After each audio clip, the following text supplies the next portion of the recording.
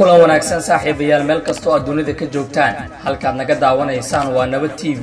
waxaan doonayaa inaan idinla wadaago in goordhow aan idin soo wadno sheeko xiiso badan oo qiiro leh taasi oo aan ciwaan uga dhignay nasiib daro macalfan haddii aan idin sii jilciyo sheekada waxa ay ku saabsan tahay wiil xiriir jacayl la waday gabar muddo 3 sano ah isaga oo aan korkeeda taaban xitaa dhunkan una soo dhawaan isaga oo daacad u ah codsi walba oo xageeda kaga yimaadana wax walba uu kala weynaa jacaylka uu u qabay ayay dhulka la jartay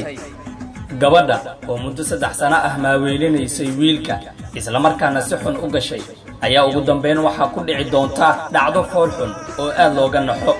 haddaba si aad ula jaan qaado sheekadan xiisaha leh fadlan ka daawo habeenka sabtida ay soo galayso YouTube keena Nabad TV iyo barteena Facebook ee Nabad TV